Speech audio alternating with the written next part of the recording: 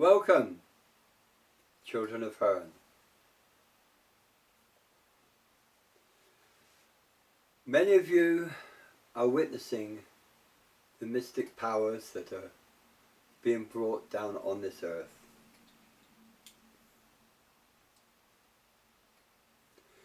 Some of you get a little bit confused. I know a lot of you are suffering in your own way due to the energies that are poured out. Well, embrace the unknown. Listen to what Dark Raven One tells you. The only way you will achieve, how can I put this, enlightenment, and to be able to see what is happening, is to achieve cloud walking, better known as astral projection. Now, as most of you know, I am a witch, but I do not embrace the word magic. It symbolizes something mysterious that defies impossibilities.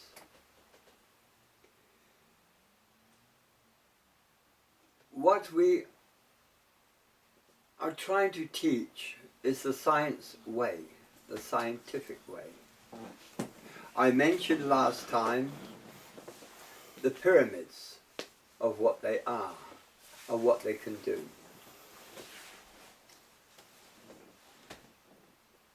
Also, there are several outlets which sell these little structures of pyramids, which you can experiment with this yourself. At the moment, I've noticed on Geographic, man is trying to put on a logical explanation for what he cannot logically explain. This to me is ridiculous. Man has been on this earth for a few million years. Not a few thousand years,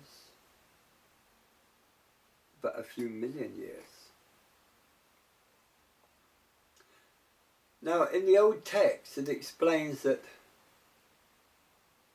Stone Age man, he grew massive hair growth. Well, if you had high radiation, it will increase hair growth. It would deform animals' cells, so you get things like the saber-toothed tiger and a few other creatures that are deformed.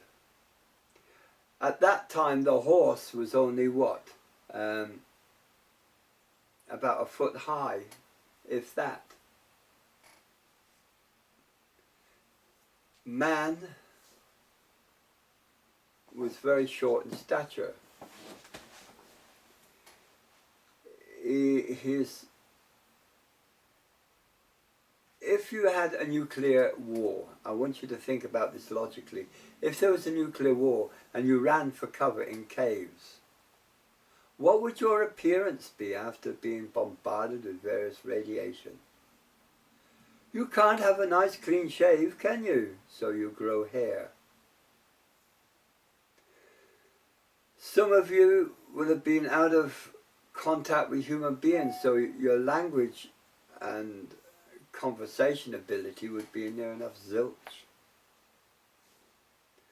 In actual fact, you would resemble Neanderthal man. Interesting point. Considering when Atlantis was destroyed, there are many, and Lemuria, by the way, as well. There's many people who've got strange ideas about this, about tsunamis and all the rest of the rubbish. But when it was destroyed, man had achieved a very high, how can I put it, a very high science, far more advanced than what we are today.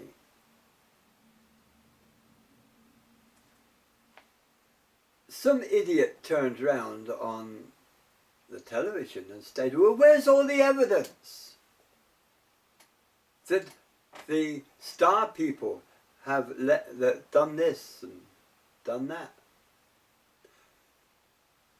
The evidence is quite obvious, surely, to even as most intelligent man or the stupidest man. If you've got evidence that could destroy life and destroy the world, you would destroy that evidence to make sure that the future races of man did not obtain it. And this is precisely what was done. There is a cave, I'm not going to say where it is, it's quite a massive cave actually. And all these things, it's like a time capsule of what the star people have brought to this earth. And it was sealed to stop man from obtaining these things by very reverent and very knowledgeable monks. And I'm not talking Christian now. And they sealed it. Everything you could desire is in there. Thousands of years in front of our time. This has been hunted by various countries. They've tried to find this, but they have not. And I don't think they will. Because knowing man, he will turn it, the things that are in there, to weapons of war. Now, we'll just think, I want you to think of the pyramids again. Take the Great Pyramid of Giza. That pyramid was built in 20 years. We could not do that with our modern equipment today. Now, it isn't so much the construction of this massive edifice. Is how did they cut perfectly cubical stones and then ship it and get it all the way down to Giza. Now, there's quite a few hundred miles where they'd have to move this. The only way they could move it is across the Nile. Now, bearing in mind their boats were made of papyrus, I don't think a 200-ton lump of rock on a papyrus boat is going to float it. Now, they brought this cube of rock. All the tools they used were copper. They didn't even have bronze. A very soft metal. Copper chisels, copper saws. And you're going to tell me that they cut this cubical rock out of the side of a mountain, ship it 100 miles on a boat made of reeds down to Giza? Common sense should tell us this is an impossibility. They talk about the Egyptians having slaves. Egyptians never had slaves, they never kept slaves. Those that worked on the pyramid and did all the lavish work on it, carvings, they did so for the love of their pharaoh. So we're told a load of poppycock and a load of rubbish because man, they think, can't think for himself. So he has to assume that, yes, they move these big tons of rock on rollers and up ramps. And what crap! Can you imagine the weight of that? And the amount of people and hoists that would be needed to lift that. We haven't got the equipment to do it today. So how did they do it? Yes, evidence was destroyed to stop man from interfering with this again. But the great doctors in their universities, which teaches rubbish,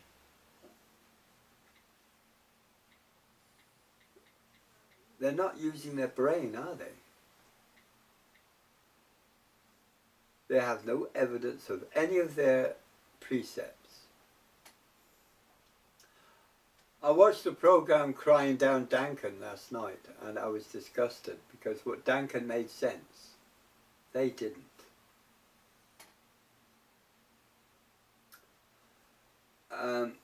There was the very system of what we call the New World Order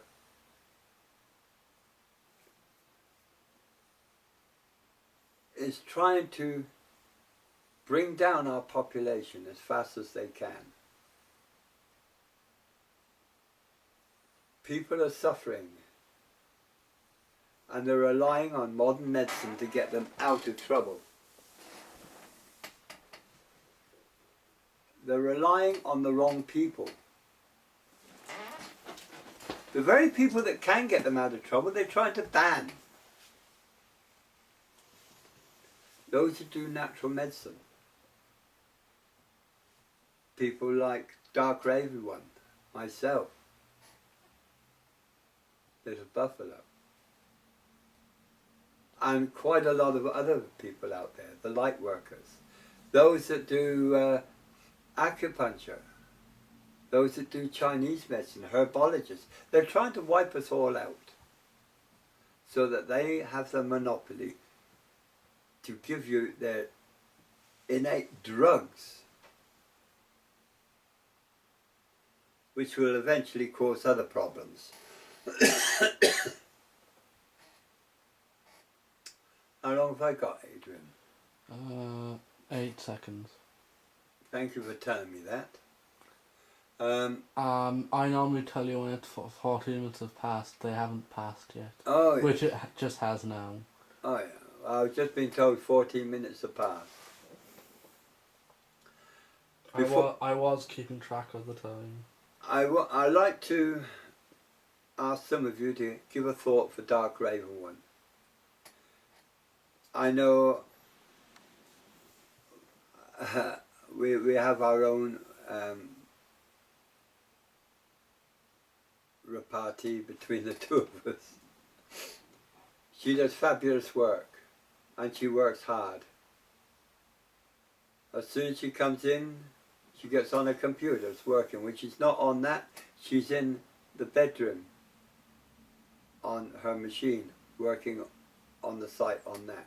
So give a little bit of thought for what goes in to creating this, and create the very site that you're on, that Little Buffalo created.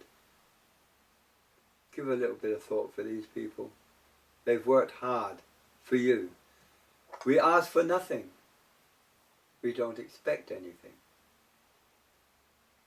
But we expect a little bit of activity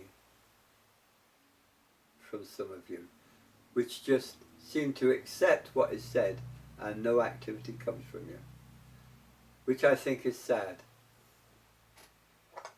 And soon it's going to come to a point where those that are just inactive are not even contributing to this site. The line will be drawn. Believe it, it's coming to it. So those that just sit back and Just take what is given, or take what information is given. Remember that. Get your head out of your ass and start doing something. The site is for you. Not just to sit there looking at various groups or looking at what's there. The site is there for you to become active, to do something, to express your thoughts, to express yourself. So do it. We work for this. Isn't it about time that some of you did a little bit of work as well and helped us? Merry we have met. Merry we part. Merry we will meet again. Om Shanti Namaste.